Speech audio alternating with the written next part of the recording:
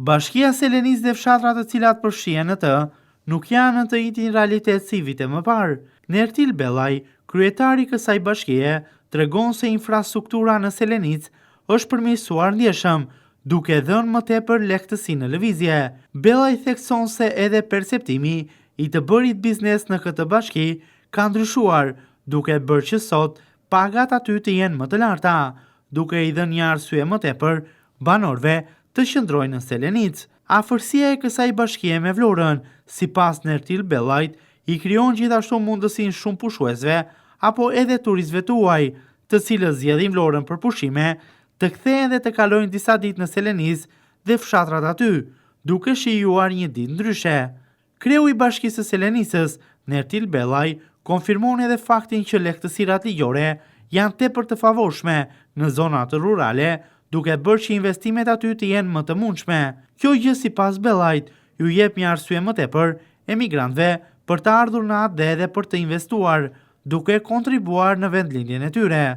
Njerëzit që lëvizin nga një vend në vend tjetër, një nga arsyet është edhe arsye ekonomike. Se njerëzit shkojnë për një të ardhmë më të mirë, por nga zhvillimet e fundit, mënyra e pagesës, mënyra e qasjes së bërit biznes ka ndryshuar sepse ne kemi dhe një favor Selenica me Vlorën, sepse janë pothuajse një distanca shumë e afërt infrastrukturore, dhe njerëzit që vinë për turizëm bregdetar i krijojnë mundësinë që 1 ose 2 ditë të vinë dhe të provojnë ushqimet, të provojnë natyrën, të shijojnë të gjithë ato që ne përmendëm më sipër. Dhe kjo është një mundësi që të gjitha këto pasuri që ne kemi, sepse në bashkitë rurale edhe mënyra e zhvillimit të biznesit edhe me paketën e marrjeve ka filluar që të jetë më ndryshe. Pra, procedurat për të zhvilluar biznesin janë më të lehtësuar, duke dhënë mundësi që të gjithë këta që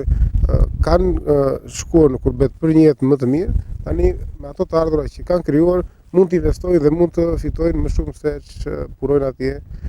në Kurbet, ndoshta punojnë diku tjetër, kur sot punojnë në vendin e tyre, punojnë për vete dhe për zhvilluar vendin. Si pjesë e ndryshimeve në Bashkinë e Selenicës, kanë pësuar rrugët me infrastrukturën rrugore, e cila është përmirësuar ndjeshëm. Pak vite më parë në këtë bashki, ishte e pamundur thuajse të shkoje në shumë fshatra, teksa tashmë, falë rehabilitimit të aksit rrugor të Lumit të Vlorës, apo edhe aksit Vllajin Poçem, Peshkpi Vllajin dhe rrugëve të fshatrave, është lehtësuar qarkullimi rrugor në zonë, duke si ndërkohë edhe më tepër zhvillim.